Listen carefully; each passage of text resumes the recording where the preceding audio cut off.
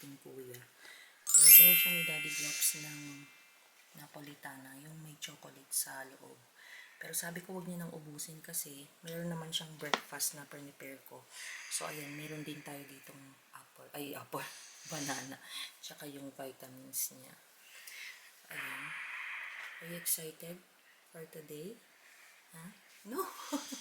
No! Why? Don't want to go to school? No. Ayan talaga Nagpagupit pala siya nung kahapon ba yun? Cortaste el pelo ayer? O fue el sábado?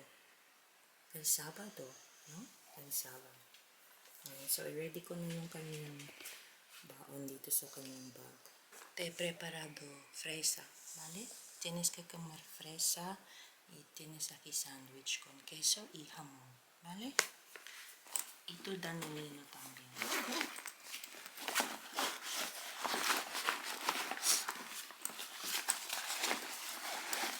May exams pala sila ngayon. Kaya, niready lang ko siya ng breakfast niya. Tsaka may PE sila ngayon. Rio, siéntate. Dile eso que las sudawanis eran gratis.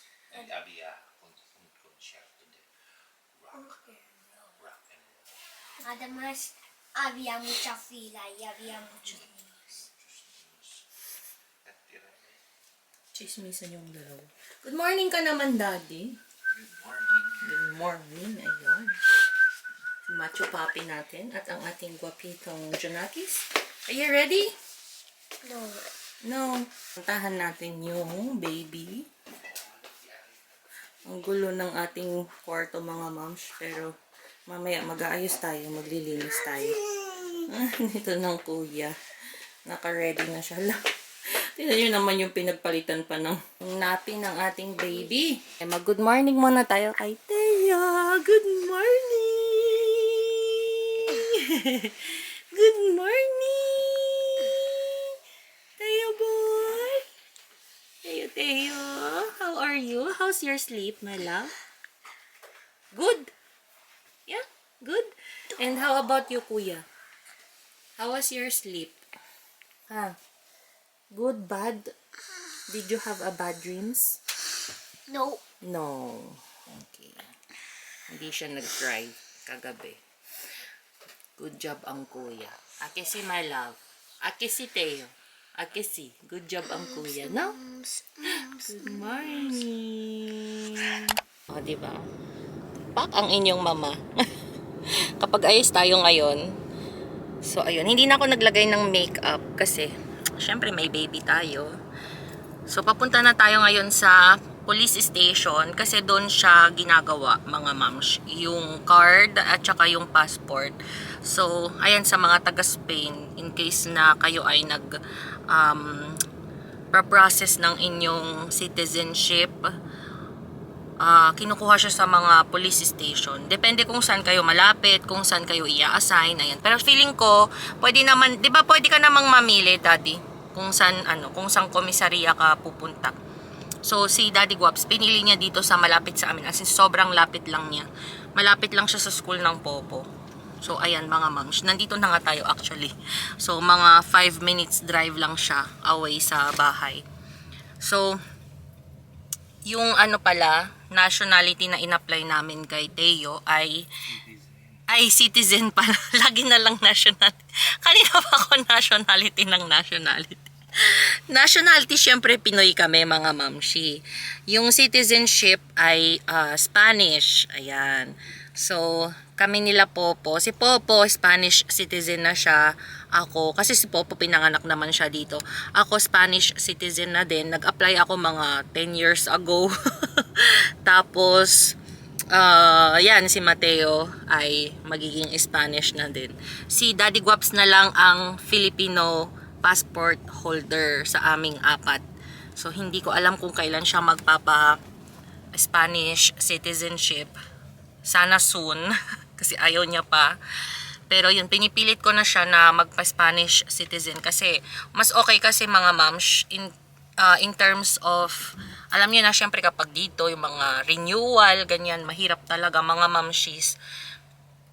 Mas okay kapag, yun nga, holder ka ng, or passport holder ka, Spanish passport holder ka, kasi matagal yung renewal dito, 10 years mga mams. Tsaka mas madaming benefits actually. So ayun, magmamadali na kami mga mams. Mamaya na ako magdadaldal sa inyo dahil andito na tayo. Kailangan na nating bumaba kasi yung oras ay tumatakbo, at saka yun din kasing time namin is, or appointment namin is 9:30 eh. Late na kami masyado. So, ready ko lang yung mga kosas namin. Inabutan tayo mga mams. Inabutan tayo ng anong umabot? Ha? Nagpapalit kami mamshi ng napi dahil ang ating Mateo ay ang galing-galing. Ang galing-galing. Tinaon niya pa talaga sa mga mams, sa police station. Bilisan ako, malamig. Okay, ayan, palitan muna natin siya. Dito na kami nagpalit sa may kotse kasi wala doong palitan sa police station. So, ayun, madalian na bihisan dito. Na anuhan niya yung damit. Buti na lang nagdala ako ng damit niya. Ang doon. Tinefrio.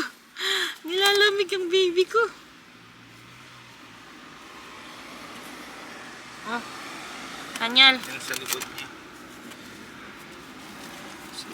Wait lang. Taas natin yung baby.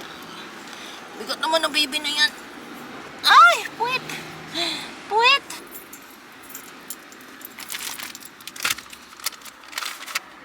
Please.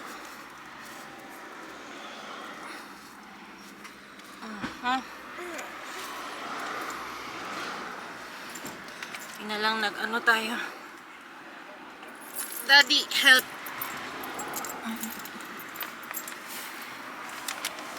Layo ng Kain muna tayo ng breakfast kasi gutom na ang inyong mamshi. O, diba? Ang ayos pa din ng aking hair. Ayan na, sakto. Dumating na yung mga orders, mga ma'am. So, yung sarap ng chistorras ni Daddy kasi. Makahingi tayo ng chistorras ni Daddy. So, ito, mga mamshi, Spanish, typical Spanish na breakfast. Si Daddy Guaps ay chistorras, tapos may cheese. Tapos ako naman ay, ito, yung tortilla de patata. Tapos ito yung sa tomato na nag-grind na tomato bang tawag dito, or tomato sauce, parang ganon, pero hindi siya tomato sauce na tomato sauce. Basta yun na yun mga moms. Kain tayo, Daddy. Kain. Ayan, kain na kami habang tulog pa si Theo. Patikin mo. Sarap. Kain tayo. Harap nung just pagkas.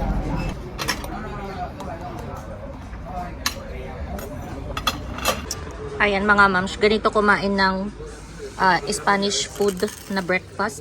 So iyon, ipapalaman mo siya dito. Tapos lalagyan mo siya ng aceite or yung olive oil. And kung gusto mong lagyan ng asin, meron din siya mga moms. Pero usually ito medyo maalat-alat na siya. Pero masarap kahit hindi mo nalagyan ng asin. So ayan, kain po tayo mga moms. Ayaw niya tumingin sa camera. Bahay na kami, mga mamshi. Grabe naman yung hair ng anak ko, oh. Ayaw talaga bumaba ng buhok niya, oh. Ayun. Ayan siya. Ayan siya. Ayaw bumaba ng hair. Hello, my love. Hello. What happened to your hair? Oh, what do you want to say? May sasabihin yata siya. What do you want to say? Say, like that.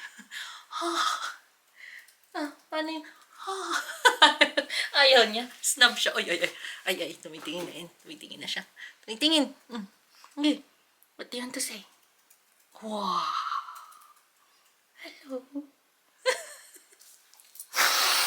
Hello. Hello. Gigil ang mami.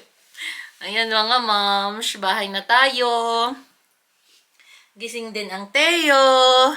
Gising po yan. Nagising siya kanina sa sa bar. Sakto, pauwi na kami noon mga mamshi. So, tapos na natin mga moms. Time check ay 12 na. So, 9:30 tayo umalis dito kanina. Mga ilang oras din yung... Grabe, gutom na gutom ang moms din yung kanina mga moms. Kasi normally, ang breakfast ko dito sa bahay ay 10. So, ayun. 10:30. Mag-11 na kami kanina na nag-breakfast. Kasi may pinuntahan pa kami. Pumunta pa kami ng bangko. Sinamahan namin yung tita namin. Tapos, after nun, ayun na. Pumunta na tayo nag-breakfast. So, tapos na mga moms ang ang DNI ng ating Mateo. So, DNI lang yung nagawa namin. Yung passport, ang daddy guwaps ninyo. Hindi siya nakakuha ng appointment. Nakalimutan or hindi niya daw alam kasi na na hiwalay pala yung passport sa DNI. So, ayan, sa mga taga Spain, baka sakaling makatulong tong video na to mga mamshi kung nanonood man kayo. So, hiwalay kasi yung appointment. So, kailangan nyo din kumuha ng appointment for passport, kung kailangan nyo din magpa-passport, 'di ba? Tapos yung DNI. So, ayun mga moms. Tapos na yung DNI niya. Ayan siya. Teo, look at the cam. Ayan, very good. Ayan, Spanish na ang baby. So, Spanish na yung baby natin mga moms. Yung passport niya na lang yung kulang. Pero okay lang kasi may appointment naman na kami. So, sa July siya magpapa-passport. So, ayun. Yung bayad pala nito ay 12 euros. So, sa magpapa-passport or gustong magpa-passport ay 30. Magkano yung 30? Ayun, 30 euros mga moms. So, ayun. Hindi na namin na ihabol yung passport, yung appointment doon kasi kailangan talaga ay sa online kayo magpapa-sita or yun nga, appointment. Pero okay lang yun mga moms kasi hindi pa naman kami bibiyahe. So, medyo medyo carry pa naman. Yung pinaka-importante is ito, yung DNI. Kapag nandito ka kasi sa Madrid, pinaka-importante talaga ito. Lalo na yung number in case na yun, may magpapa-check up. So, or saan pa ba? Ito yung hinahanap. Ito pala, mga mamshi. Ang apelyido ng ating mga anak ay hindi apelyido ng Daddy Guaps ng father's name. Mother's name ang kanilang mga apelyido. Nakakaloka. So, bakit ganito ang nangyari? So, point ko sa inyo. Dito kasi sa Spain, medyo may kalituhan kasing nagaganap sa mga ganito. So, ayan, take note po sa mga pupunta ng Spain, mag-aasikaso ng mga documents nila, papers nila. So, pinaka-importante po dito yung apelyido, intindihin yung mabuti. Kung ano yung primero at saka segundo apelyido. Maraming mga ganito dito sa Spain, yung mga Pilipino na yung mga anak nila ay yung apelyido nila ay maiden name, hindi siya last name. So, hindi ko alam kung nagigets niyo ako. For example, si Teo, ang name niya, Eros Mateo Kingat Esguera. So, dalawang middle names namin ni Daddy Guaps. Ang apelyido nilang dalawa ni Popo.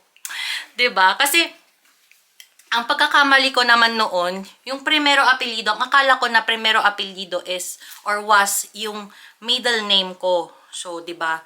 Yung last name kasi yun yung last name sa atin, last name ang tawag dito, segundo apelyido. So, parang yun yung last. So, yun yung pagkakaalam ko.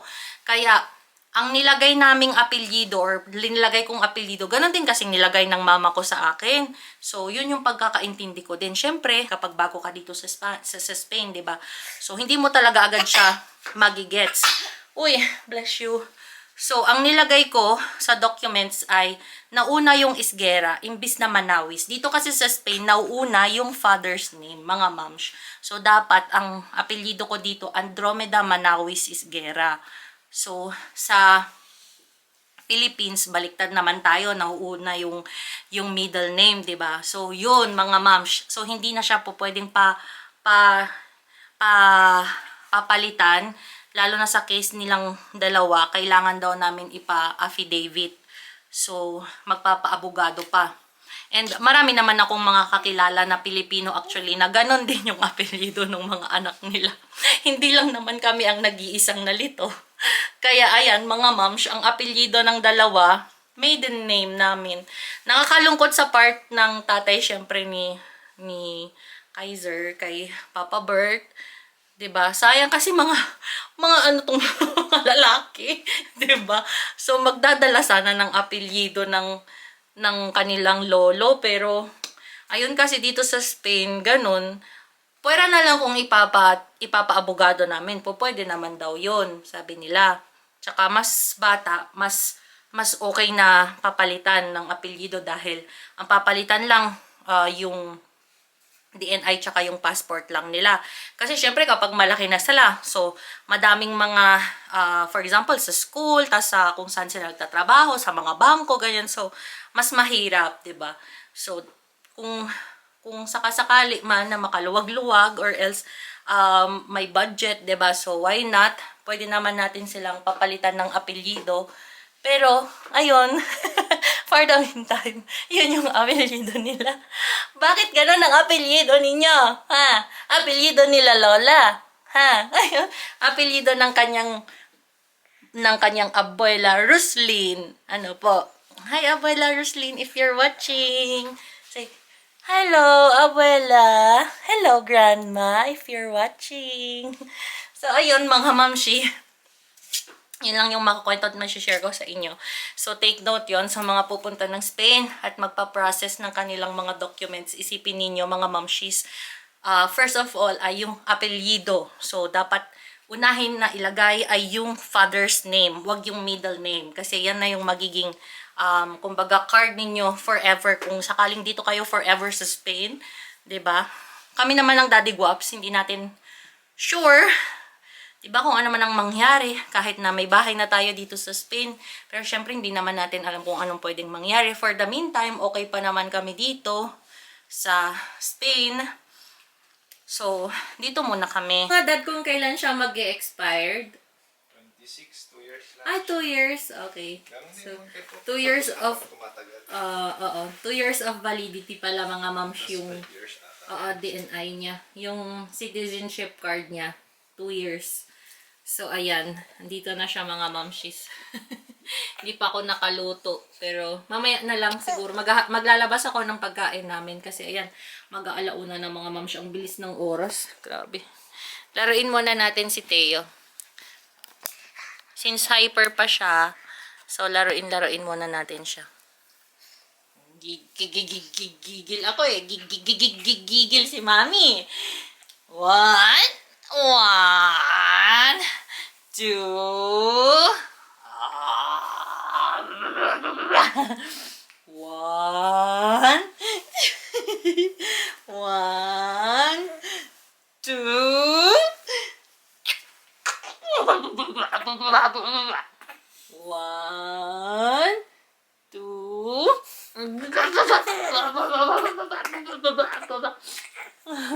Aray ko.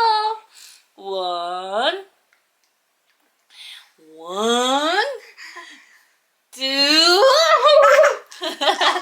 Landi. 1, 2. Wala. Sa kabila.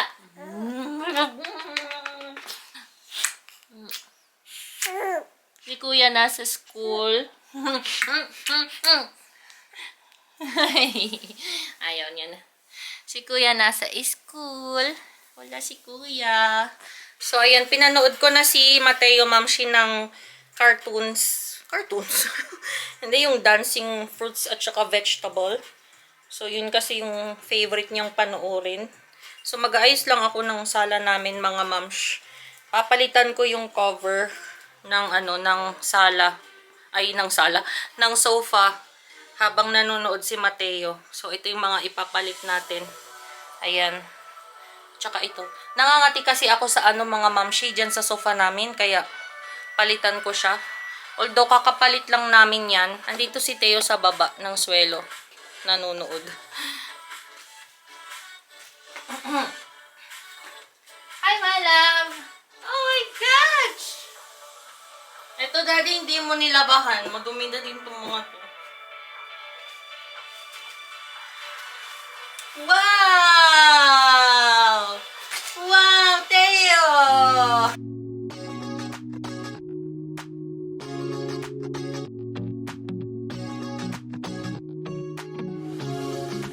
comfortable, and no one seems to hold me like you do. You're so wonderful. A star could never shine as So, magluluto naman tayo mga mamshi. Actually, nakaluto na ako. Patapos na tong niluluto natin. Naglaga na naman ako ng karne mga mamshi kasi malamig na naman dito sa amin. Yung lamig na katamtaman lang naman, parang mga Baguio feels ganun. Pero malamig pa din, lalong-lalo na kapag humahangin. So, yun yung ulam natin today, yung mainit na sabaw na nilaga. And sakto, nandito na din sila Daddy Guaps kasi sinundo niya na kanina si Popo. So, hindi ko na siya na-update sa inyo mga mamshis. Ayan, so, ito na yung niluluto nating laga mga mamsh. Ito na siya, ang ating ulam for today. Hindi ko pa nailagay yung ibang ingredients natin. Yung repolyo at saka yung Baguio beans. Ito pa lang sila. Oh. Ilalagay pa lang natin sila. Pero so far, ayan na siya. Nilagyan ko siya ng mais kasi favorite ni Popo ang mais. So, feeling ko okay na tong mais. Kasi yung mais lang naman yung hinihintay kong lumambot. Pero feeling ko okay na siya. Ah! Wait lang. Wait lang. Init. Ayan. Feeling ko okay na. So, ilagay na natin ito.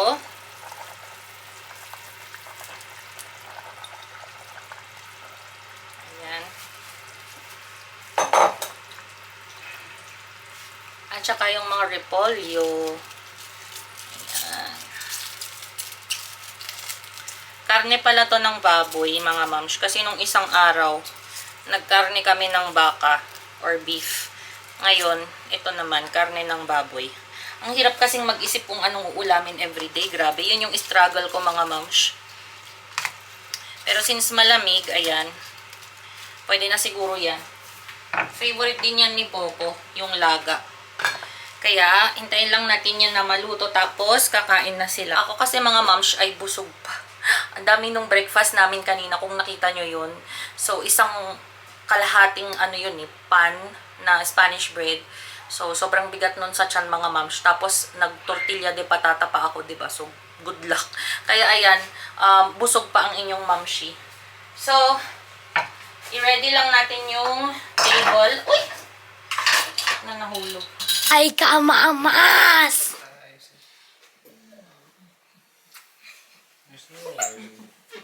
Yan.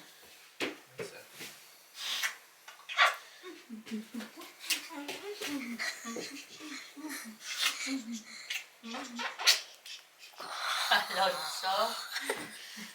Initignan ka ni Teo, oh. Ang sarap, ang sarap. Ang sarap ng baby. Ready na tayo ng food, mga mamshi. Hi, kamamas! Hello, kamamas. Ayan. You tell them about your exams. How was it? Good. Good. In Spanish? Good. Good. Sabi niya, good. Oh, very good. Did you